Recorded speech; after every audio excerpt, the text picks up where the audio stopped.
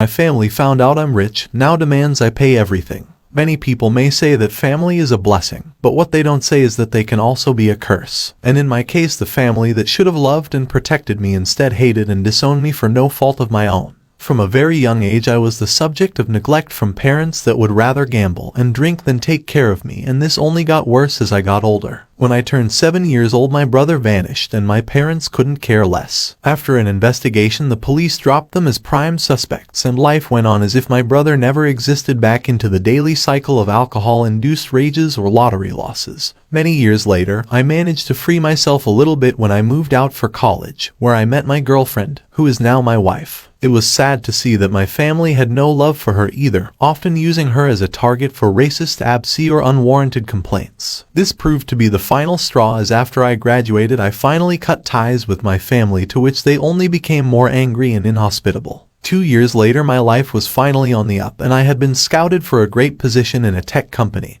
and we were moving out of a tiny apartment into a quaint house in the suburbs. That all changed when my company made a grave error by sending a payslip to an old address, which was my parents' house. Shortly after I was made aware of the slip-up, I got a call from my parents, the first one since I disowned them, and they sounded like they had been replaced by imposters. Additionally, before I forget to mention this because otherwise some parts of the story might make no sense, so I managed to make some good investments in my adult life which paid off, and some would consider me wealthy or even rich. I was very lucky with this, and I feel very fortunate to be in this financial position, as well as having a well-paying decent job. Everything that I had previously known about them had supposedly changed. They were now apologetic, polite, and suspiciously friendly. They had gotten my mail and asked to drop it over, which I reluctantly allowed but did not tell them my address. In a complete absence of character, they were still proving to be nice people, very suspicious when I knew their real faces. Cutting the small talk, I asked for my mail, to which they returned sheepish looks, handing over an empty envelope.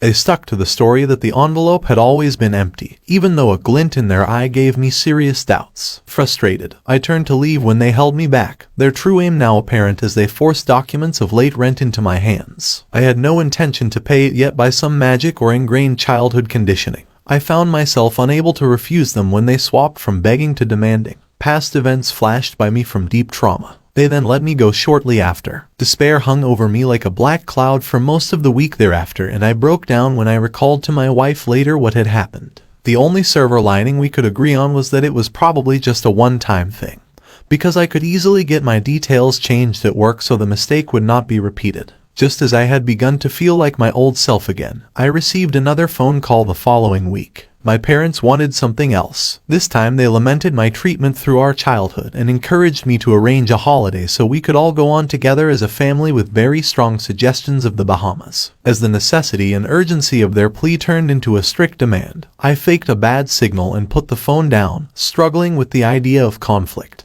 The phone rang 6 more times over the next hour before it finally fell silent. After a long and reassuring talk with my wife that evening, we agreed I would answer them next time and finally stand up for myself. The next morning I was in the office when I heard their chilling voices again. Answering a call I expected was my wife. Strangely though, they did not mention the idea of a vacation again, maybe smarter than to push their luck on something I had already denied. Their request this time again tugged on feelings of familial love that I knew never existed, even though they tried their best. They wanted to move out of their dilapidated apartment to be closer to me, to reunite our dear family, which was utter crap. Directing me cordially to a website, they showed me the idea for their new house, a mega mansion in the suburbs. I tried to tell them how it was nowhere close, but to every objection I had, they had a perfect excuse to use against me. After a heated few minutes of back and forth, I told them plainly, "I'm not buying this," to a response of immediate outcry and resent. Unlike the vacation, they repeatedly asked for the house, calling day and night in a war of attrition. What started off as one sporadic call from the once per month when their bills came due now turned to daily pestering as they turned to me for every little need they had.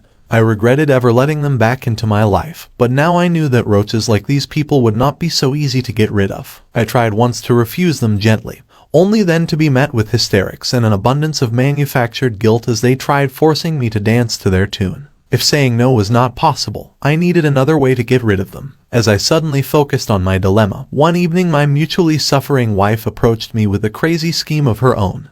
born from her experience as an estate lawyer. So the next week I stopped by my parents' house as a surprise, carrying with me a whole stack of important documents. They got confused by the big words on the paper, so I had to explain it carefully to them. I was buying them the house they wanted. I tried to say more, but they only heard what they wanted to, so I gave up the details. All they needed to do was sign it and it would be theirs completely. What they did not read though was that after the first payment the mortgage and all its fees would be their responsibility. A month later my wife and I decided to go on that vacation after all, relaxing on a beach in the Bahamas when we got a panicked voicemail, mostly belligerent except for their favorite word, money. I did not return their call and we had a lovely extended trip. When I returned home, I was greeted by the news of their arrest, which had been plastered over the local morning news. Unsurprisingly to me, they had refused to cooperate during their eviction and even got violent, resulting in the intervention of police and reinforcements. The last time I ever heard from them, they begged me for help, for a lawyer, for anything. I said okay, but first I wanted a fresh start and my childhood back. Update to the story. Many of you are asking me for an update on my story and what happened to my family after they got evicted and got violent with the police. I left out some details in the original story because it was difficult for me to overcome the trauma and talk about it. Anyway, here we go. So, the sun was beating down on the courthouse steps as I made my way inside, my heart pounding with a mixture of excitement and nerves. After years of absence and neglect, I was finally going to get justice. I had spent countless hours working with the prosecutor to build a strong case against my entitled family members, and I knew that the evidence we had was overwhelming. As I took my seat in the courtroom, I watched as my family members were let in, their heads down and their faces filled with shame. They looked nothing like the proud and entitled family that had tormented me for years. Instead, they were disheveled and defeated, a far cry from the people who had once held power over me. The legal consequences of their actions were severe. The charges against them included fraud, extortion, and assault. They had attempted to extort money from me by falsifying documents, and when I refused to comply with their demands,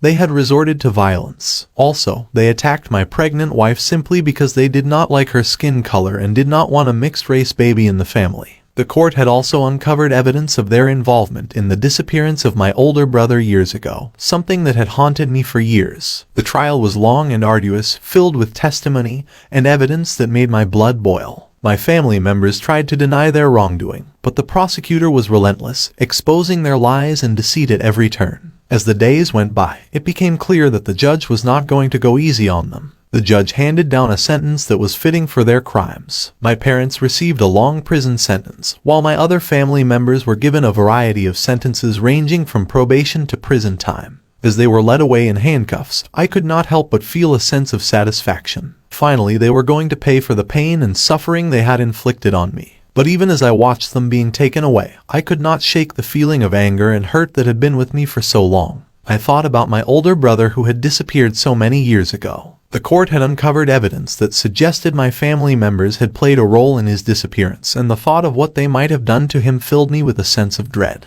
In the weeks that followed, I worked closely with the police to try and uncover the truth about what had happened to my brother. We dug through old records, interviewed witnesses, and even conducted searches of my family members' properties. And eventually, we found what we were looking for. Hidden away in a dusty old box in my parents' attic was a stack of old letters and photos that shed new light on my brother's disappearance. It seemed that my family members had been involved in a scheme to defraud my brother of his inheritance, and when he had threatened to go to the police, they had made him disappear. The discovery was shocking, and it left me reeling with a mixture of anger and sadness, but it also gave me a sense of closure, knowing that I finally had the answers I had been searching for all these years. As I walked out of the courthouse, I could not help but feel a sense of relief. I was finally free of my entitled family, and I could start a new chapter in my life. One where I could be surrounded by love and support, and something that had been missing from my life for far too long. And even though the road ahead would be long and difficult, I knew that I had the strength and determination to make it through. Story 2. So I got a cousin who is called Mac, whose picture is next to the word self-righteous in the dictionary. He is not alone in my extended family. If there is a gene for self-righteousness and pastoring other people about their lives, most of my relatives have it once. Thankfully, a few blessed relatives don't have it at all. Mac, though, definitely has both of those self-righteous gene alleles. This guy is even a pastor. Apologies to any pastors, but you probably know the kind of guy I mean. Backstory, which may interest some of you, but likely not too many. Mac grinds my gears, and though it is not directly relevant to what he did to inspire my petty revenge, readers may be more satisfied with what happens to him if they know a couple of other things about him. So, Mac has made it his personal mission to make sure everyone around him is on the straight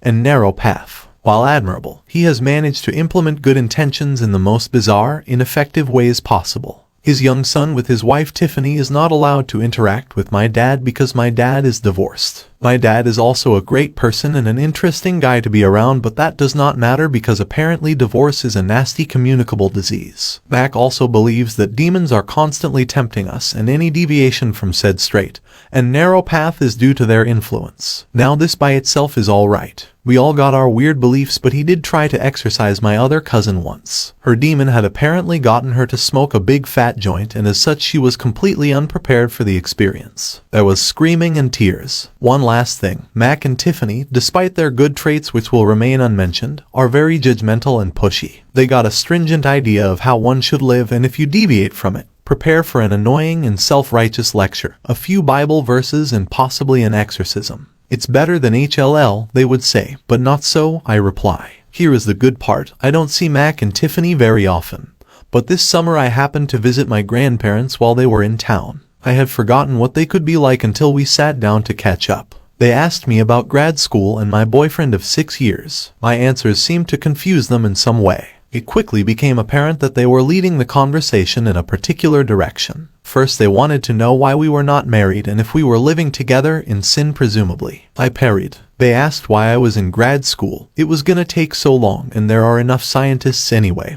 Why not just marry and settle down now? I evaded. They asked me when I was planning to have children. Sensing danger, I changed the subject immediately. You see, I'm one of these oddballs who's not interested in having children. To each their own, I say, but not for me. As you might imagine, though, I was not about to tell them that without a fight. And of course, they gave me a fight. You have to get started soon. You know your ex starts dying when you're like 25. It's so sad when a young woman doesn't have children. She doesn't know what she's missing. God told us to go forth and multiply. You know it's your duty to him, don't you? Their words had some sort of effect on me. I'm not sure what it was, but I momentarily lost my senses. I figured they would keep pestering me until they got a response, and I might as well just say it and be done with them. I was out of practice with relatives, and my usual trick of pretending to need a bathroom break never crossed my mind. So then I took the plunge and told them I would rather do things with my life than have a baby. I regretted it immediately and had the impression of staring at a shocked and angry bull who is convinced I've just bitten it on the behind. However, my cousin actually yelled at me. I'm a selfish and short-sighted person who doesn't know what it means to be a woman, and I will die alone. Also, God is disappointed in me. I am a waste of a human because what's the point of life without children? And also that I will never know love. I'd better change my mind. And then arguments ensued. A wild ant chimed in to tell me the same things. I don't remember how exactly it ended, but as you might imagine, I was miffed. A couple of days later I think I've forgotten the whole thing. After all, that's just how Mac is, and it is not personal. But I have omitted one important detail so far. Tiffany was pregnant with their second child. A discussion of potential baby names arose, and I saw an opportunity. An opportunity hinged on the basic assumption that while these people may be annoyingly self-righteous, they are not complete idiots. Though maddeningly pushy, I had no reason to suspect that they were actually particularly St.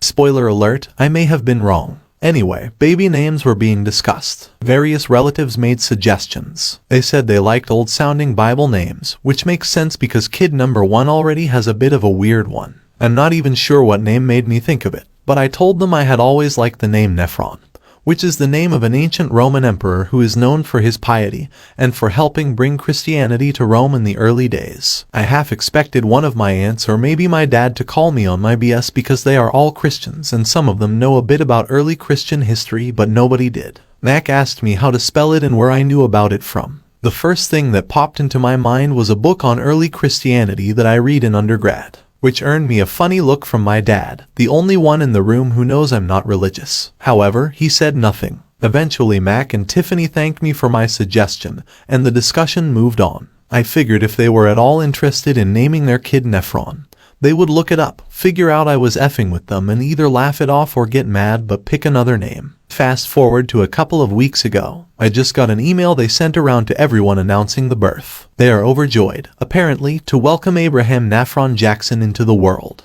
They had not Googled it. They had not done basic research on this name that they were giving their child. Maybe Mac thinks the internet is a tool of Satan. Anyway, Nafron is not the name of a pious Roman emperor. It's actually the functional unit of a kidney suggested in a light rage by someone who was annoyed at Mac for his pushiness. Nafron filters urine, and this kid and his parents are stuck with that for life. To anyone thinking I should feel bad, I do, a little bit. But not enough to tell anyone though. Story 3. A nightmare neighbor ran me off the road inside our neighborhood. I crashed my car. I never expected that I would not only have to file a restraining order against someone, but also take them to court. However, the past year has surprised me, as it did most of us. A little backstory before we get to the juicy part of this whole ordeal. I live in a nice gated community and have enjoyed my career as a school principal. Many people in the community know me, and I would like to think that I have a wonderful relationship with my kids and their parents. I have never in my life been harassed or threatened until I met the neighbor across the street. She was not new to the community, but she had just moved houses. We lived in a smaller town, so mostly everyone knew each other through mutual friends and whatnot. As soon as the lady across the street moved in,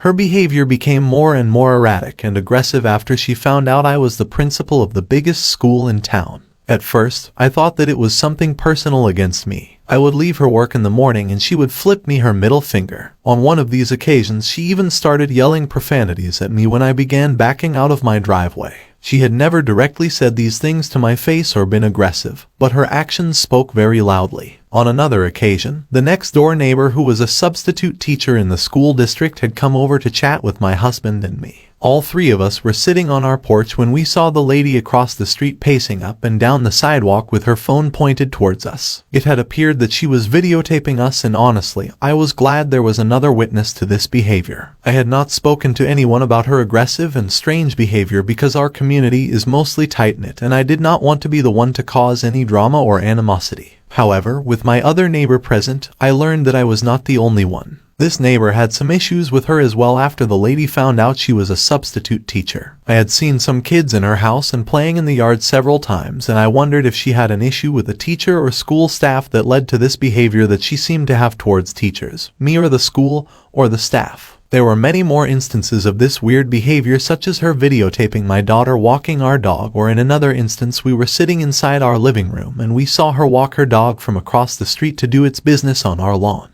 Her behavior was getting more and more weird, and I knew eventually we would have to do something. This was not okay, and while normally I would address the problem being direct and confront her, there was just something very off-putting about her. Well, turns out that I would have to do something sooner than later, because about a week later she purposely tried to hit me head-on and caused me to crash my car, completely destroying it. And yes, you read that right. I was coming home from running errands on a weekend, and while I was turning onto my street there was a crazy neighbor coming out of her driveway. However, she did not seem to be following the natural path of the road. As a matter of fact, she was heading towards me. As I realized what was happening, she speeded up and I ended up swerving my car out of instinct. This led to me crashing my car into a street pole on the sidewalk. I was terribly shaken up about the whole thing, and many neighbors came to see what all the commotion was about. By then she had speeded off and was of course nowhere to be found. What makes this whole ordeal even worse is that my son and daughter were playing in the front yard, which means they saw everything.